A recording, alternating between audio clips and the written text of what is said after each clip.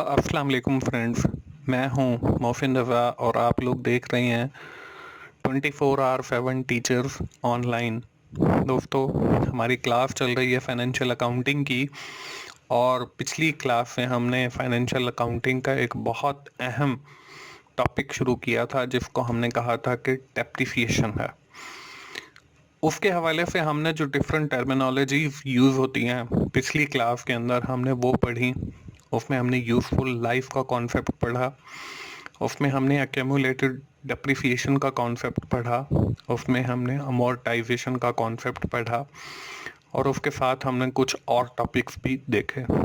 दोस्तों, आज की क्लास क्लास 18 के अंदर जो है हम लोग बात करने वाले हैं मेथड ऑफ डेप्रिसिएशन की, कि हमारे पास कितने मेथड्स हैं या कितने तरीके हैं जिनसे हम लोग डेप्रिसिएशन चार्ज करते हैं, और उन तरीकों से हम डेप्रिसिएशन कैसे कैलकुलेट करते हैं ये भी आज की क्लास में हम लोग बात करने वाले हैं।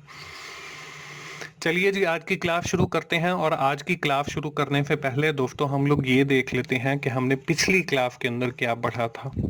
दोस्तों, पिछली क्लास के अंदर हम लोगों ने अपनी बात शुरू की थी डेप्रिसिएशन की, और मैंने आपको ये बताया था कि डेप्रिसिएशन जो है वो फाइनेंशियल अकाउंटिंग का एक अहम टॉपिक है और आपके एग्जाम के अंदर भी इसमें से क्वेश्चन आ जाता है।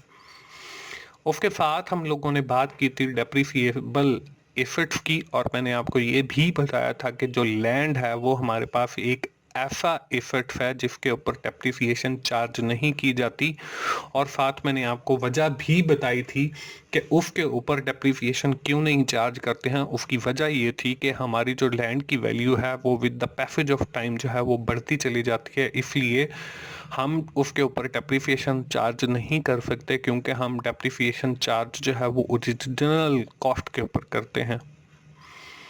साथ ही हम लोगों ने एक्यूमुलेटेड डेप्रिसिएशन के कॉन्सेप्ट के ऊपर बात की। उसके बाद मैंने आपको ये बताया कि हमारे हर एसेट की एक लाइफ होती है जिसको हम यूजफुल लाइफ कहते हैं, जिसके अंदर एसेट्स जो है इफेक्टिवली हमारा काम करता रहता है, उसको हम यूजफुल लाइफ कहते हैं। एंड के ऊपर मैंने आपको ये बताया कि कुछ कंपनीज ऐसी होती हैं जो सारे एसेट्स खुद खरीद नहीं करती, बल्कि वो लीज पर ले लेती हैं और उनकी कॉस्ट हर साल पे करती रहती हैं, और the cost the company which page in that year is called amortisation. उसको हम अमोर्टाइजेशन कहते हैं। दोस्तों, आज की क्लास के अंदर हम लोग बात करने वाले हैं रिकॉर्डिंग ऑफ डेप्रिसिएशन की, कि हम डेप्रिसिएशन तो चार्ज कर लेते हैं, हम कौन कौन से हेड्स हैं, ये कौन कौन सी ऐसी जगह हैं जहां पर हम डेप्रिसिएशन को रिकॉर्ड करते हैं फाइनेंशियल अकाउंटिंग के अंदर। उसके साथ ही हम लोग बात करेंगे मेथड्स फॉर कैलकुलेटिंग डेप्रिसिएशन के, कौन कौन से डिफरेंट तरीके हमारे पास अवेलेबल हैं डेप्रिसिएशन को कैलकुलेट करने के। उसके साथ ही एक मोस्ट इम्पॉर्टेंट जो तरीका है स्ट्रेट लाइन मेथड, उसके बारे में हम पढ़ेंगे। उससे रिलेटेड मैं आपको एक एग्जाम्पल भी करके दिखाऊंगा, और at the end of our today session I will give you an exercise related to the depreciation calculation.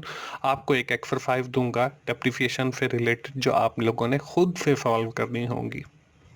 तो चलिए हम आज की क्लास की इब्तदा करते हैं और देखते हैं कि हम डेप्रिसिएशन को कैसे रिकॉर्ड करते हैं, रिकॉर्डिंग ऑफ डेप्रिसिएशन की बात करते हैं।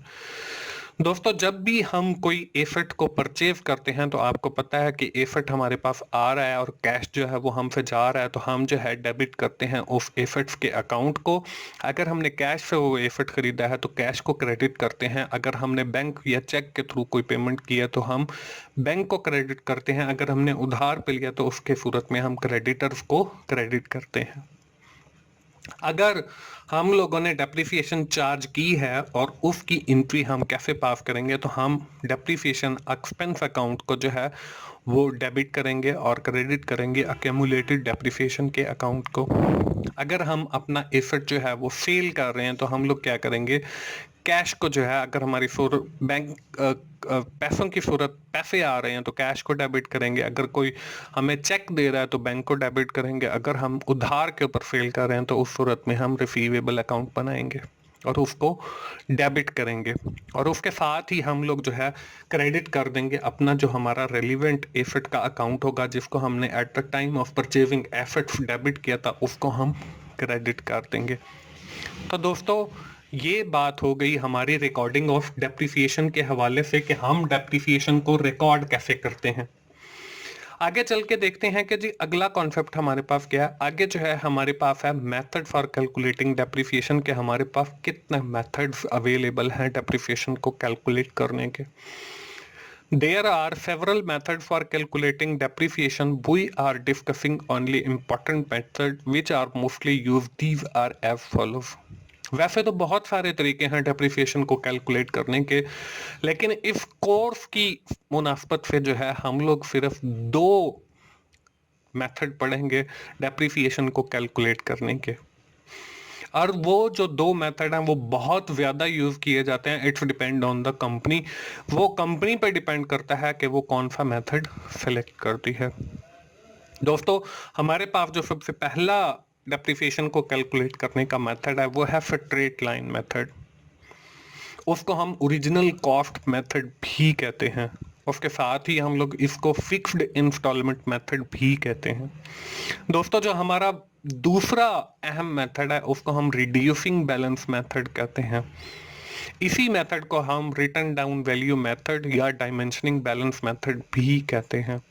तो दोस्तों, हम अपने इस फाइनेंशियल अकाउंटिंग कोर्स के अंदर इन दोनों मेथड्स के ऊपर बात करेंगे। एक स्ट्रेट लाइन मेथड, दूसरा रिटर्न डाउन वैल्यू मेथड या रिड्यूसिंग बैलेंस मेथड की बात करेंगे। तो चलिए हम लोग सबसे पहले देख लेते हैं कि हमारे पास स्ट्रेट लाइन मेथड है क्या। Under this method, we have charged depreciation by the fixed amount calculated formula। कि हम जो है स्ट्रेट लाइन मेथड के अंदर एक फिक्स्ड अमाउंट के जरिए डेप्रिसिएशन चार्ज करते हैं, और this amount will be calculated by a formula. एक फॉर्मूला के जरिए जो है हम उस अमाउंट को कैलकुलेट करते हैं। इसमें होता ही यही है कि हर साल हम एक फिक्स्ड अमाउंट के हिसाब से डेप्रिसिएशन चार्ज करते चले जाते हैं। अब इस अमाउंट फिक्स्ड अमाउंट को कैलकुलेट करने का फॉर्मूला क्या है, वो ये है कि cost minus residual value divided by expected useful life. Cost से मुराद जब हमने उस एसेट को खरीदा तो उसकी जो कॉस्ट है वो minus residual value for the time being we have just seen that the residual value. हम जो है डिटेल में मैं अगली स्लाइड में आपको समझाता हूँ कि रेसिडुअल वैल्यू से क्या मुराद है, और divided by expected useful life. Useful life जो है हम पिछले लेक्चर के अंदर पढ़ चुके हैं कि यूजफुल लाइफ से क्या मुराद है। तो चलिए हम लोग देख लेते हैं कि रेसिडुअल वैल्यू क्या होती है। रेसिडुअल वैल्यू से मुराद ये है, the residual value is the value is the cost of asset after the expiry of its useful life. जब हमारे किसी एसेट की जो लाइफ है, यूजफुल लाइफ है, वो खत्म हो जाती है तो उस वक्त हम उस एसेट को फरोख्त करते हैं। तो वो जो फरोख्त वाली वैल्यू है इसको हम रेसिडुअल वैल्यू कहते हैं। In the straight line method we have using the formula cost minus residual value divided by expected useful life. तो रेसिडुअल वैल्यू से मुराद वो स्क्रैप की वैल्यू है, वो कबाड़ की वैल्यू है, that is the end of useful life, जो हमें यूजफुल लाइफ की इख्तिताम के ऊपर मिलती है। तो हम लोग अपना जो एक मेथड हमने स्ट्रेट लाइन मेथड पढ़ा है उससे रिलेटेड एक एग्जांपल कर लेते हैं। इसमें हमें कास्ट ऑफ एसेट दिया हुआ है वो 1,20,000 है। रेसिडुअल वैल्यू वो स्क्रैप वैल्यू जो है हमारे पास 20,000 है, और जो हमारी यूजफुल लाइफ है फॉर द एसेट वो हमारे पास 5 ईयर है। मतलब 5 ईयर तक जो है हमारा एसेट वो इफेक्टिवली काम करता रहेगा। हमने करना क्या है, calculate depreciation by using the straight line method. हमने स्ट्रेट लाइन मेथड का यूज करके डेप्रिसिएशन कैलकुलेट करनी है। तो चलिए हम इसके सोल्यूशन की तरफ चलते हैं और इसमें देखते हैं कि हम डेप्रिसिएशन कैसे कैलकुलेट करते हैं। दोस्तों, हमने ये फॉर्मूला तो पिछली स्लाइड के अंदर पढ़ लिया था कि cost minus residual value divided bye useful life. अब देखें हमारी इस एग्जाम्पल के अंदर जो कॉस्ट है वो 1,20,000 है, माइनस करेंगे रेसिडुअल वैल्यू या स्क्रैप वैल्यू, वो हमारे पास 20,000 है, डिवाइडेड बाय 5 आ जाएगा, क्योंकि नंबर ऑफ ईयर जो है वो हमारे पास 5 है। जब हमने 1,20,000 से 20,000 माइनस किया तो हमारे पास 1,00,000 बच गया, और डिवाइड किया 5 से तो हमारे पास 20,000 जो है वो जवाब आ गया। दोस्तों अब हम हर साल जो है वो 20,000 निकाल कर अलग रख लेंगे, ताकि जब हमारे 5 साल पूरे हों तो हम जो है एक नया एफर्ट खरीद कर सकें। ये तो हमने डेप्रिसिएशन कैलकुलेट कर ली। डेप्रिसिएशन कैलकुलेट करने के बाद हम इसका बनाते हैं जी मशीन अकाउंट या एसेट अकाउंट।